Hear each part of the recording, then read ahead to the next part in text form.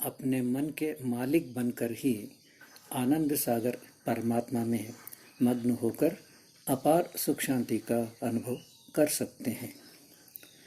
मन के गुलाम बनकर तो दुख सागर संसार में डूबकर अनंत प्रकार का दुख झेलते ही रहना पड़ता है। हम अपने मन के मालिक हैं या गुलाम हैं, यह बात कैसे जानें? तो आइए देखते हैं कि इसका कसौटी क्या है। हम किसी से सुनकर या कोई पुस्तक पढ़कर या अन्य किसी भी प्रकार से अनेक अच्छी बातें जानते रहते हैं और हम चाहते भी हैं कि ये बातें हमारे आचरण में आएं, किंतु सारी बातें आचरण में नहीं ला पाते हैं। यदि हम जो भी अच्छी बात जब भी जानते हैं और तत्काल उस बात को आचरण में भी लाते हैं, तो हम यह कह सकते हैं कि हम अपने मन के मालिक हैं, क्योंकि हमारी इच्छा के अनुसार हमारा मन काम कर रहा है। जिस बात को आचरण में लाना चाहते हैं, उस बात को तत्काल मन आचरण में ला रहा है, हमारी आज्ञा का पूर्ण रूप से पालन कर रहा है। किंतु ऐसा नहीं होता है ना। आचरण में आने वाली बातें कम होती हैं और आचरण में नहीं आने वाली बातें बहुत अधिक होती हैं। यानी मन हमारे अनुसार नहीं चल रहा है, किंतु हम ही मन के अनुसार चल रहे हैं, यानी मन के गुलाम बन गए हैं। अब यहाँ यह प्रश्न होता है कि यदि मन हमारी इच्छा के अनुसार नहीं चल रहा है, तो फिर किसकी इच्छा के अनुसार चल रहा है? कौन चला रहा है इसे हमारी इच्छा के व्यतिरेक? इस संदर्भ में आपको एक घटना सुनाता हूँ। एक घर में सास और बहू के बीच सामंजस्य नहीं है। छोटी छोटी बात पर सास बहू पर क्रोध करती रहती है, खोटा खरी सुनाती रहती है। एक बार सास अस्वस्थ हुई और अस्पताल गई। डॉक्टर ने परीक्षण करके कुछ दवाइयाँ देकर एक विशेष सलाह दी कि रक्तचाप बढ़ रहा है, इसलिए क्रोध बिल्कुल नहीं करना है, नहीं तो जीवन खतरे में पड़ेगा। अब मजबूरी के कारण सास ने क्रोध नहीं करने का निश्चय कर ली। फिर भी कभी कभी रोक नहीं पाती, क्रोध कर ही देती है और बाद में पश्चाताप भी करती है। इसलिए पश्चाताप नहीं करती कि बेचारी बहू को दुख दिया हूँ ऐसा सोचकर, किंतु स्वयं के जीवन को खतरे में डाल रही हूँ ऐसा सोचकर। आखिर सास भी हैरान है, क्रोध करना नहीं चाहती, फिर भी करती ही चली जा रही है। कौन करवा रहा है सास से क्रोध? अब मैं अपनी ही एक घटना सुनाता हूँ। हालांकि यह एक सामान्य घटना है, फिर भी प्रासंगिक होने से सुना रहा हूँ। मैं प्रतिदिन एक बाल्टी को प्रयोग करने के बाद एक निश्चित स्थान पर रखता था। उस स्थान पर रखते रखते लगभग 5-6 साल बीत जाने पर फिर किसी कारण से उस बाल्टी को उसका पुराने स्थान से लगभग 3 फुट दूरी पर एक नए स्थान पर रखना आरंभ किया। किंतु अनेक बार नए स्थान के बजाय पुराने स्थान पर ही रख देता हूँ और अगला दिन जब बाल्टी को लेने जाता हूँ, तब उसे पुराने स्थान पर देखकर यह स्मरण आता है कि नए स्थान पर रखना था, किंतु पुराने स्थान पर ही रख दिया हूँ। कई बार तो पुराने स्थान पर रखते ही स्मरण आता है, तो फिर उसे वहाँ से उठाकर नए स्थान पर रखता हूँ। और कभी कभी पुराने स्थान पर रखने जा रहा हूँ, अभी रखा नहीं है, तभी स्मरण आता है, तो उसे वापस लाकर नए स्थान पर रखता हूँ। चाहता हूँ नए स्थान पर रखूँ, किंतु रखता हूँ पुराने स्थान पर। मेरी इच्छा के बिना मुझसे कौन रखवा रहा है पुराने स्थान पर? इन सब प्रश्नों का उत्तर दुर्योधन के मुख से सुनिए। दुर्योधन कहता है कि जानामि धर्मं न च मे प्रवृत्तिः, जानाम्यधर्मं न च मे निवृत्तिः, संस्कारमात्रेण हृदि स्थितेन यथा नियुक्तोऽस्मि तथा करोमि। जानामि धर्मं न च मे प्रवृत्तिः। मैं धर्म को जानता हूँ, किंतु धर्म में मेरी प्रवृत्ति नहीं हो पाती है, धर्म का आचरण नहीं कर पा रहा हूँ। जानाम्य अधर्मम न च मे निवृत्तिः। मैं अधर्म को भी जानता हूँ, किंतु अधर्म आचरण करने से मैं अपने आप को रोक नहीं पाता हूँ।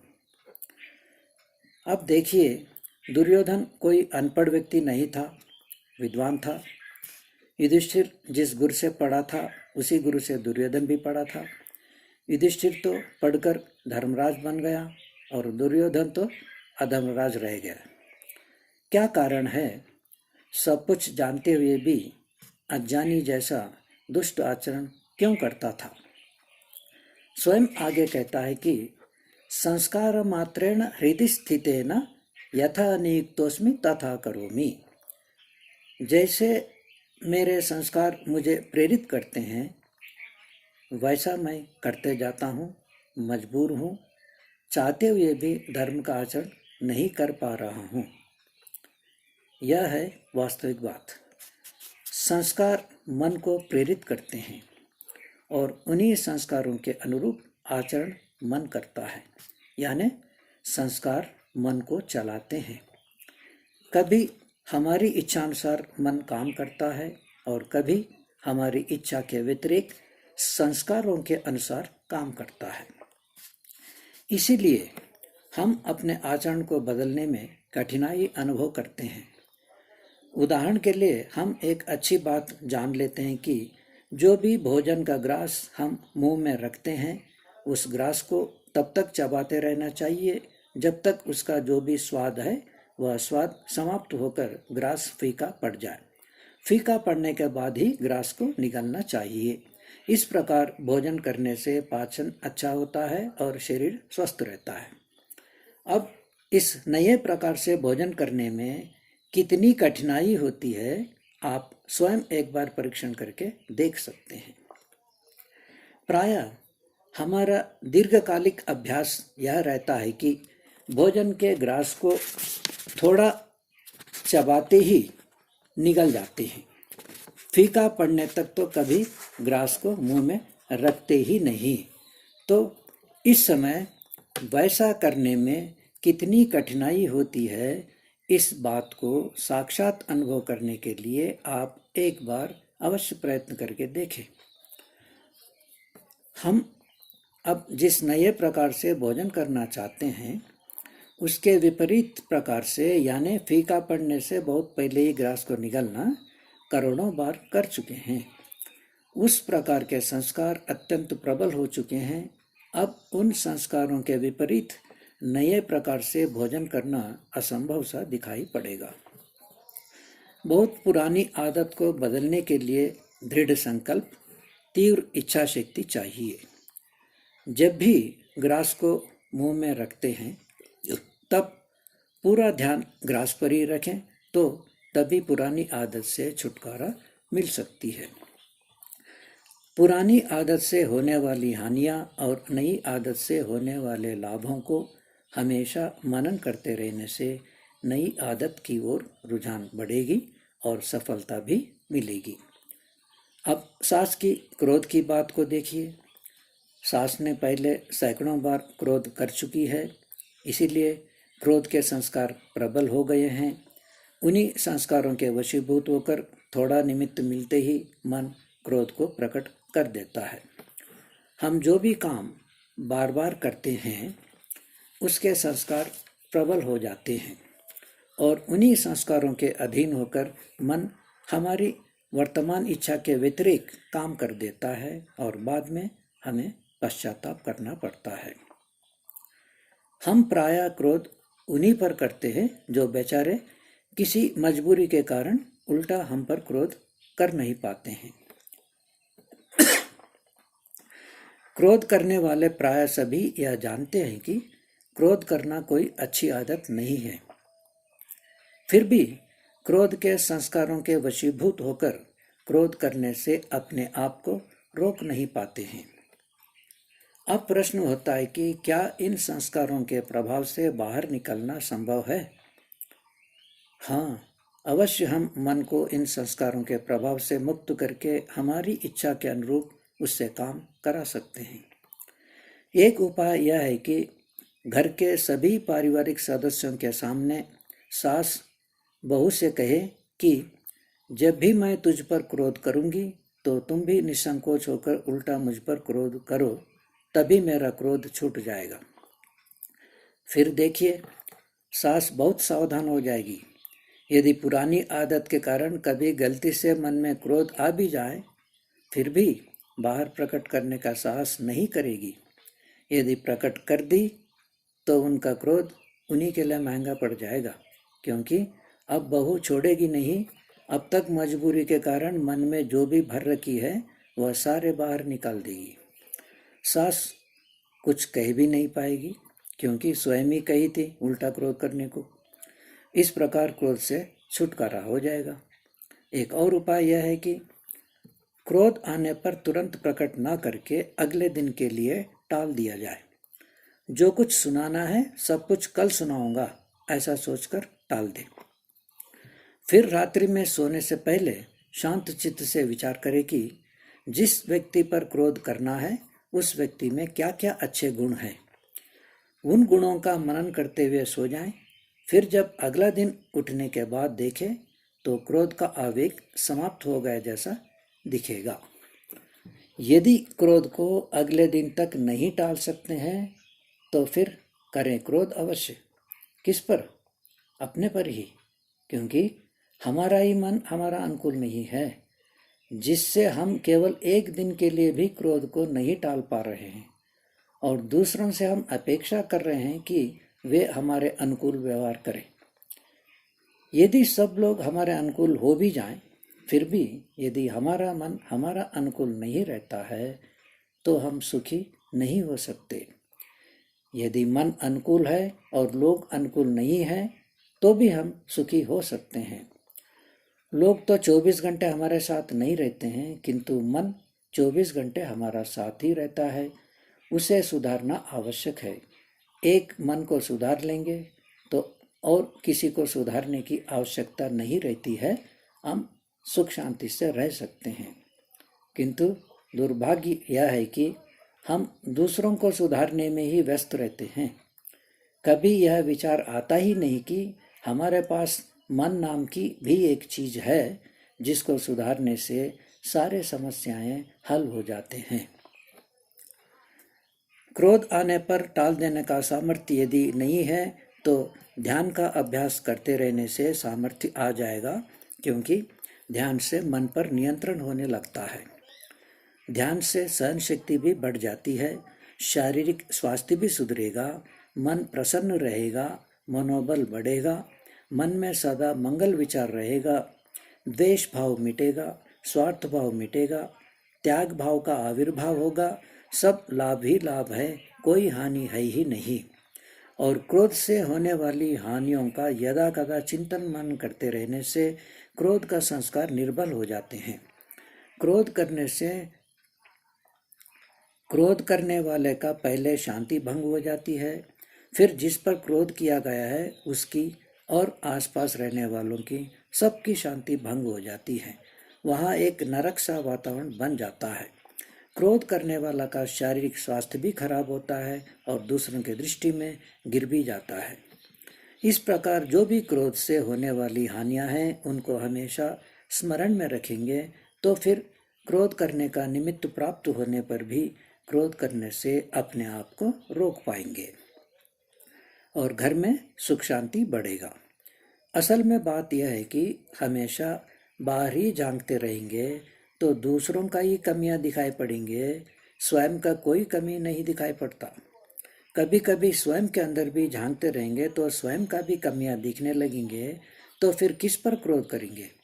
यदि एक क्रोध को ही पहले जीत लेंगे, वह भी पारिवारिक सदस्यों पर किए जाने वाले को, तो शेष विकारों को जीतना आसान हो जाएगा। यदि हमारे अंदर छिपी हुई घातक शत्रु क्रोध है तो फिर बाहर के किसी और शत्रु की आवश्यकता नहीं रहती है। हमारा क्रोध एक पर्याप्त है समय समय पर हमारी शांति भंग करने के लिए। क्रोधी व्यक्ति अपने लिए और दूसरों के लिए भी हमेशा नरक का ही सृजन करता रहेगा। अब आपको एक घुड़सवार की छोटी सी कहानी सुनाता हूँ। पुराने जमाने में कहीं दूर आने जाने के लिए घोड़ा ही एकमात्र साधन था। एक बार एक व्यक्ति को किसी दूर मंजिल पहुंचना था, इसलिए पाँव फटते ही घोड़े पर सवार होकर यात्रा पर चल पड़ा। किंतु थोड़ी दूर जाने के बाद किसी कारण से घोड़ा भड़क गया और घुड़सवार के काबू से बाहर हो गया और रास्ते से भटक गया। इधर उधर स्वच्छंद दौड़ता दौड़ता एक घने जंगल में चला गया। बेचारा घुड़सवार परेशान था, कुछ समझ में नहीं आ रहा था। भूख प्यास भी सता रहे थे। बहुत देर तक जंगल में भटकने के बाद घोड़ा कुछ कुछ काबू में आने लगा। किसी तरह घुड़सवार सूर्य की गति से अनुमान लगाकर रास्ता ढूंढने लगा। देर सवेरे रास्ता मिल ही गया। रास्ते पर चलते हुए घोड़े को देखकर घुड़सवार का खुशी का ठिकाना नहीं था, क्योंकि घोड़ा काबू में आएगा या नहीं यह बात ही संदेहास्पद था। यदि रास्ता नहीं मिलता तो जंगल में भटकते भटकते रात हो जाता था, फिर प्राण खतरे में पड़ने की आशंका थी। अब निश्चिंत हो गए कि देर सवेरे मंजिल पहुंचेंगे सोचकर। हालांकि अब भी घोड़ा कभी कभी रास्ते से भटकने लगता है, फिर भी शीघ्र ही उसे फिर रास्ते पर लाने में सफल हो जाता है, इसलिए कोई तनाव की बात नहीं है। आखिर सांझ ढलने से पहले ही हंसी खुशी से मंजिल पहुंच गया। दुख और तनाव से आरंभ हुआ यात्रा सुख और शांति से समाप्त हो गई। यह कहानी आपको क्यों सुनाया हूँ? क्योंकि आप उस घुड़सवार को जानते हैं। वह घुड़सवार कोई और नहीं है, मैं ही हूँ। वह घोड़ा मेरा मन ही है। जिस घने जंगल में भटक गया था वह मोहमयी यह संसार ही है। जो रास्ता मिला है वह ध्यान ही है। अब मंजिल क्या है आप तो जान गए होंगे। मेरा, आपका और सबका मंजिल वही है, सर्वांतर्यामी परमात्मा। एक नन्हा सा बालक को माँ के गोद से अधिक सुखदायक संसार में और कोई नहीं हो सकता है। हमारे लिए भी एकमात्र शरण परमात्मा ही है, जिसके सानिध्य में सब प्रकार के दुख तनाव आदि से सर्वथा मुक्त होकर अपार आनंद का अनुभव कर सकते हैं। हालांकि अभी मैं मंजिल प्राप्त नहीं किया हूँ, फिर भी अपना सामर्थ्य के अनुसार रास्ते में चलते रहूँगा तो इस जन्म में या अगले जन्म में या किसी और जन्म में प्राप्त करूँगा। प्रयत्न करते रहेंगे तो कभी न कभी फल मिलेगा ही। हमारा काम तो ईमानदारी से पुरुषार्थ करते रहना है, और जब फल प्राप्ति के योग्य हो जाते हैं तब फल अवश्य मिलेगा। इसी बात को प्रकाशित करने वाला एक श्लोक आपको सुनाता हूँ। योजनानां सहस्राणि शनैर्याति पिपीलिका अगच्छन् वैनतेयोऽपि पदमेकं न गच्छति। पिपीलिका चींटी बहुत धीरे धीरे चलती है, फिर भी निरंतर चलती रहेगी तो हजारों योजन दूर चली जाएगी। एक योजन में 4 कोस होते हैं और एक कोस में 2 मील और 2 मील में 3 किलोमीटर होते हैं, यानी एक योजन में 12 किलोमीटर होते हैं। और वैनते गरुड़ यानी बाज बहुत तेज गति वाला है, किंतु नहीं चलता है, बैठा रहता है तो एक कदम भी आगे नहीं जाता है। तात्पर्य यह है कि भले ही सामर्थ्य कितना भी कम क्यों न हो, फिर भी निरंतर पुरुषार्थ करते रहेंगे तो किसी न किसी समय अवश्य लक्ष्य प्राप्त होता है। इसके विपरीत सामर्थ्य पर्याप्त होने पर भी यदि पुरुषार्थ नहीं करेंगे, निठल्ला बैठे रहेंगे तो एक कदम भी लक्ष्य की ओर नहीं बढ़ सकते।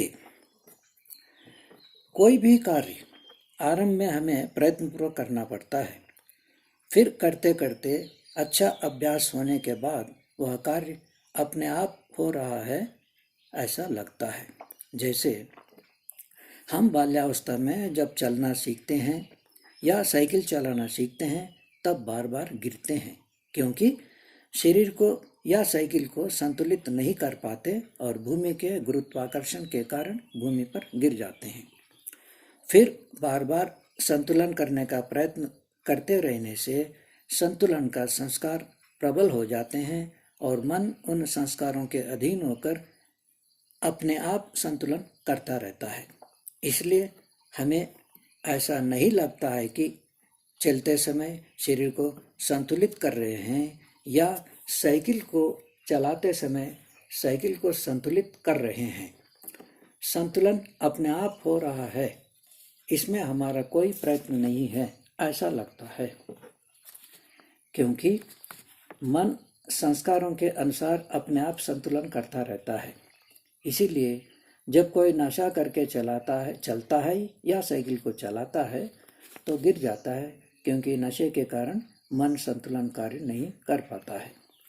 ठीक इसी प्रकार हम आरंभ में प्रयत्नपूर्वक बार बार जप या ध्यान करके संस्कार पक्का बनाते हैं, तो फिर मन संस्कारों के अनुसार जप या ध्यान अपने आप करता रहेगा। संस्कार जितना प्रबल हो जाएंगे उतनी हमारी प्रवृत्ति जप या ध्यान की ओर होगी। ठीक है, अब हम हमारे मूल विषय पर आते हैं। परमात्मा साकार है या निराकार, इस विषय पर चर्चा कर रहे थे हम। जो भी चीज साकार होता है तो वह सर्वत्र नहीं रह सकता है, और जो सर्वत्र रहता है उसका कोई आकार नहीं हो सकता है। जैसे उदाहरण के लिए कल्पना करें कि एक थाली में आटा फैलाया हुआ है। थाली का तल पूर्ण रूप से आटा से ढका हुआ है। एक सुई के नोक के बराबर स्थान भी खाली नहीं है, यानी आटा तल पर सर्वत्र व्याप्त है। उस आटे में से एक चुटकी भर आटा निकाले तो तल पर कुछ स्थान खाली हो जाएगा। अब उस आटे को मनुष्य, पशु, पक्षी आदि किसी भी आकार में सजाएंगे तो क्या होगा? तल पर कुछ स्थान खाली हो जाएगा, यानी आटा सर्वत्र नहीं रहेगा। आटा तल पर सर्वत्र रहे और वह एक विशेष आकार में भी सज जाए, ऐसा संभव है क्या? नहीं है ना। यदि परमात्मा हमारे जैसा शरीर धारण करेगा तो फिर सर्वत्र नहीं रह सकता। सर्वत्र नहीं रहेगा तो वैज्ञानिक धरती के किसी भी स्थान पर किसी भी समय पर नया यान का आविष्कार नहीं कर सकता, किंतु करता है। और दूसरी बात, योगी लोग धरती के किसी भी स्थान पर किसी भी समय पर मन की एकाग्रता से समाधि स्थिति में पहुंचकर परमात्मा का साक्षात्कार करते हैं। यह तभी संभव है यदि परमात्मा सर्वत्र रहे और सदा रहे। इसलिए यही कहना उचित होगा कि परमात्मा हमेशा रहता है, सर्वत्र रहता है, कभी किसी शरीर को धारण नहीं करेगा। यदि यह कहे कि परमात्मा निराकार होते हुए भी राक्षसों को मारने के लिए और अधर्म का नाश करके धर्म की स्थापना करने के लिए कभी कभी जन्म लेता है, यानी हमारे जैसा शरीर धारण करता है, यानी धरती पर अवतार लेता है, इस पर एक प्रश्न उठता है कि अब तक जितने बार भी परमात्मा जन्म लिया है, हर बार हमारे भारत देश में ही जन्म लिया है। ऐसा क्यों? धरती पर तो अनेक देश है ना। क्या सारे राक्षस यही है? सारा अधर्म यही है? अब यह राक्षस कौन है? जिससे रक्षा करनी पड़ती है वही राक्षस है। किसकी रक्षा करनी पड़ती है? धन दौलत की, स्त्रियों की, निर्बलों की। यानी दूसरों के धन दौलत को अधर्म से हड़पने वाला, स्त्रियों से बलात्कार करने वाला, निर्बलों पर अत्याचार करने वाले को ही राक्षस कहते हैं। ये राक्षस कहाँ रहते हैं? कहीं अन्यत्र नहीं रहते हैं, यही हमारे आसपास भी रहते हैं। यदि यहाँ हमारे आसपास नहीं रहते हैं, कहीं अन्यत्र दूर रहते हैं, तो उनसे किसी की रक्षा करने की क्या आवश्यकता होती है? दूर रहने वाला हमारी क्या हानि कर सकता है? राक्षस शब्द सुनते ही हमारे स्मृति पटल पर एक ऐसी भयानक आकृति वाले मनुष्य का चित्र उभर आता है जिसके सिर पर 2 मजबूत और नुकीले सींग तथा बिखरे पड़े गंदे बाल और मुंह में लंबे लंबे नुकीले चीर फाड़ करने वाले दांत और लाल लाल बड़े बड़े आंख आदि रहते हैं। क्योंकि हम बचपन से पुस्तकों में, सिनेमा में और टेलीविज़न में राक्षसों का आकार ऐसा ही देखते हैं। जिस प्रकार का चित्र देखते हैं उसी प्रकार का संस्कार बनता है। जैसा संस्कार है वैसी स्मृति होती है। वास्तव में ऐसे भयंकर आकार वाले राक्षस कहीं भी नहीं रहते हैं। तो चित्र में ऐसे भयानक आकार क्यों दिखाते हैं? इसलिए दिखाते हैं कि राक्षस तामसी लोग होते हैं, अज्ञानी, मूर्ख होते हैं, क्रूर कर्म करने वाले होते हैं, अपने सुख के लिए किसी को भी हिंसित कर सकते हैं, किसी की भी हत्या निसंकोच कर सकते हैं। इनका शक्ल हमारे जैसा ही रहता है और ये हमारे बीच में ही रहते हैं, क्योंकि ये भी मनुष्य जाति के ही हैं। मनुष्य जाति से भिन्न कोई राक्षस जाति नहीं है। अपने अपने कर्मों के अनुसार देव, राक्षस, मनुष्य कहलाते हैं। रावण राक्षस था, उसका एक भाई कुबेर देव था, दूसरा भाई विभीषण धर्मात्मा मनुष्य था, जिसने रावण को समझाने का प्रयत्न किया। नहीं मानने पर राम के पक्ष में चला गया। रावण के मरने के बाद लंका का राजा बना। यदुवंशी कंस राक्षस था, उसका पिता उग्रसेन राजा एक मनुष्य था और कंस का भांजा कृष्ण देव था। दशरथ राजा और उनकी पत्नी कौशल्या मनुष्य थे और उनका पुत्र राम देव था। हिरण्यकशिपु राक्षस था, उसका पुत्र प्रहलाद धर्मात्मा मनुष्य था। राक्षस अत्याचारी होता है, कोई कोई अत्याचारी के साथ अज्ञानी भी होता है। उनकी मूर्खता व क्रूरता को समझाने के लिए प्रतीक रूप में सींग आदि दिखाते हैं चित्र में। जो राक्षस अत्याचारी तो है किंतु अज्ञानी नहीं है, पढ़ा लिखा है, तो उसको चित्र में सींग आदि नहीं दिखाते हैं। जैसे रावण है, कंस है, इन लोगों को नहीं दिखाते हैं क्योंकि ये लोग अज्ञानी नहीं थे। अज्ञानी राजा कैसे बनेगा?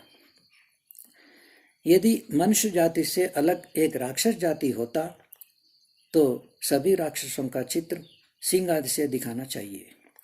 एक ही जाति में सब एक ही प्रकार के होते हैं। अब प्रतीक चित्र के विषय में उदाहरण के लिए भारत माता का चित्र लीजिए। भारत माता के चित्र में हम क्या देखते हैं? एक स्त्री सुंदर वस्त्र धारण कर, अनेक स्वर्णाभरण से सुसज्जित, हाथ में तिरंगा धारण कर सौम्य मुखमंडल से सुशोभित दिखती है। वास्तव में भारत माता नाम की कोई स्त्री जैसा चित्र में दिखाया है वैसा कहीं है क्या? नहीं है ना। भारत देश का एक प्रतीक रूप में कल्पित किया गया है यह चित्र। जैसा स्त्री माता बनकर अपनी संतान का पालन पोषण करती है, वैसे ही देश हमारा पालन पोषण करता है। देश यानी एक विशेष भूभाग, नदियाँ, पर्वतें, पेड़ पौधे आदि हैं। इन्हीं से हमें भोजन, वस्त्र, मकान आदि सब कुछ उपलब्ध होते हैं।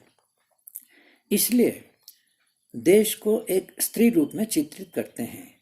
देश की संपन्नता को दर्शाने के लिए चित्र में स्त्री को सुंदर वस्त्र व बहुमूल्य आभरणों से सुसज्जित दिखाते हैं। देश की शांति प्रियता को दर्शाने के लिए चित्र में स्त्री का मुखमंडल को सौम्य रूप से दिखाते हैं। इस प्रकार जो कुछ चित्र में दिखाया जाता है वह सब कुछ प्रतीक रूप में है।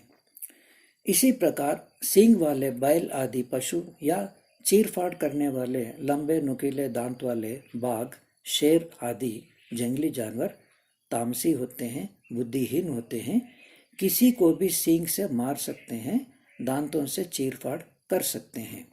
राक्षस भी ऐसे ही बुद्धिहीन होते हैं, किसी को भी हानि पहुंचा सकते हैं। इसी बात को दिखाने के लिए चित्र में प्रतीक रूप में राक्षसों को सिंह आदि दिखाते हैं, न कि वास्तव में सिंह आदि उनको होते हैं।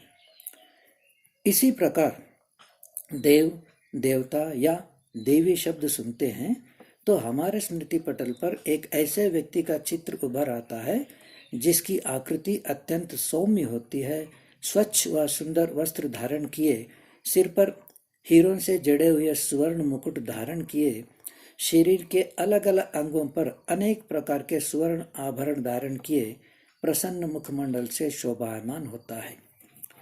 ये देव या देवी भी मनुष्य से भिन्न कोई अलग जाति नहीं है।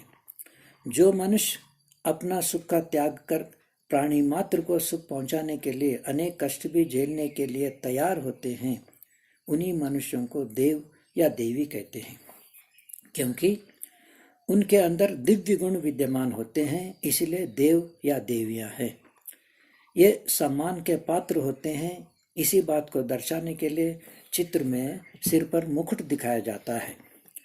अब सोना महंगा होने से सम्मान प्रकट करने के लिए सिर पर सोने का मुकुट पहनाना तो संभव नहीं है, इसलिए पगड़ी पहना देते हैं। देव संतोष के धनी होते हैं, इसलिए चित्र में प्रसन्न मुखमंडल दिखाया जाता है। मनुष्य जाति से भिन्न कोई देव जाति नहीं है। जिस मनुष्य में अनेक विशेष गुण होते हैं उसके प्रति हमारे मन में आदर भाव होता है, उसका सम्मान करते हैं। मृत्यु के बाद भी उसका पत्थर आदि से मूर्ति बनाकर पूजा करते हैं। मैं पहले जिस धार्मिक पुस्तक पढ़कर आध्यात्मिक जीवन जीने के लिए प्रेरित हुआ था, उसका लेखक स्वामी शिवानंद जी हैं। ऋषिकेश में रामझोला के पास उन्हीं के स्मरण में शिवानंद आश्रम नाम से एक बड़ा आश्रम बनाया गया है, जिसमें मैं 1-2 साल रहा था, लगभग 30 साल पहले। उस आश्रम में समाधि मंदिर नाम से एक मंदिर है, जिसमें स्वामी शिवानंद जी की पत्थर की मूर्ति स्थापित की गई और प्रतिदिन उसकी पूजा करते हैं। इस प्रकार जो भी मनुष्य शुभ कर्मों का आचरण करते करते महापुरुष बन जाता है, उनके जीवन काल में भी उनकी पूजा करते हैं और मृत्यु के बाद भी उनकी मूर्ति बनाकर पूजा करते हैं। उन्हीं को देव या देवता या देवी कहते हैं। इस प्रकार जो मनुष्य तमोगुणी होकर अशुभ क्रूर कर्म करता है वही राक्षस है, और जो मनुष्य सत्वगुण वाला शुभ कर्म करता है वही देव या देवी है, और जो मनुष्य रजोगुणी शुभ अशुभ मिश्रित कर्म करता है वह मनुष्य ही रहता है। चाहे मनुष्य हो या देव या राक्षस, सभी को अपना अपना कर्मफल भोगने के लिए जन्म लेना पड़ता है। कोई भी अपनी इच्छा से जन्म नहीं लेता है, ना ही अपनी इच्छा से मरता है। आत्महत्या करने वाला भी दुख से छुटकारा पाने के लिए मरता है, न कि मरना पसंद होने से मरता है। यदि कोई उसे दुख से छुटकारा दिला दे तो वह भी नहीं मरेगा। कौन चाहता है मरना? प्राण किसको प्रिय नहीं होते हैं? किसको किस योनि में कब जन्म लेना है, यह सब कुछ अपने अपने कर्मों के अनुसार होता है और यह परमात्मा के व्यवस्था के अधीन है। मनुष्य, देव, राक्षस सभी कर्म करने में पूर्ण रूप से स्वतंत्र हैं, क्योंकि ये स्वभाव से राक्षस है, जाति से तो मनुष्य है। देव भी स्वभाव से देव है, जाति से मनुष्य है। ये सब एक ही जाति के हैं। ये सब कर्म करने में पूर्ण रूप से स्वतंत्र है। चाहे शुभ कर्म कर सकते हैं, चाहे अशुभ कर्म भी कर सकते हैं। किसी का हाथ पकड़ के नहीं रोकता है परमात्मा। जैसे परीक्षा के समय विद्यार्थी अपनी इच्छा से जो चाहे सो लिख सकता है, चाहे सही चाहे गलत, उसको पूर्ण स्वतंत्रता रहता है, किंतु अंक उसकी इच्छा अनुसार नहीं मिलता है, किंतु उसकी लिखी हुई के अनुसार मिलेगा। इसी प्रकार भले ही हम सब कर्म करने में पूर्ण स्वतंत्र हैं, किंतु कर्म का फल हमारी इच्छा अनुसार नहीं मिलेगा, किंतु कर्मों के अनुसार ही मिलेगा। यदि अशुभ कर्म करने वाले को परमात्मा आकर मारेगा तो फिर कर्म करने में स्वतंत्रता कहाँ रहेगा? कहाँ परमात्मा, कहाँ राक्षस? कितना वो विराट स्वरूप है परमात्मा का। इस ब्रह्मांड का ही आर पार हमें पता नहीं चलता है, और परमात्मा तो ब्रह्मांड के पार भी है।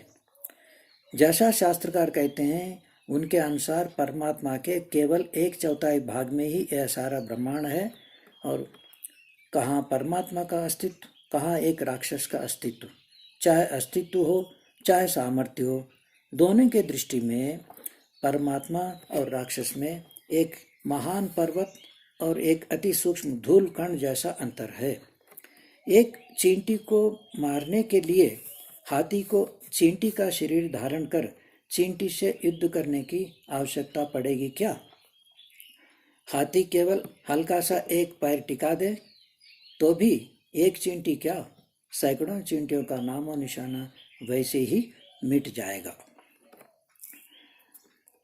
अनेक लोगों का यह प्रश्न होता है कि आज तक किसी ने परमात्मा को देखा है क्या? माने उनका विचार है कि यदि किसी ने देखा होता तो परमात्मा किस प्रकार है स्पष्ट रूप से बता देता। कोई नहीं देखा है, इसलिए परमात्मा के विषय में परस्पर विरुद्ध मान्यताएं प्रचलन में हैं। उनका यह कहना उचित नहीं है।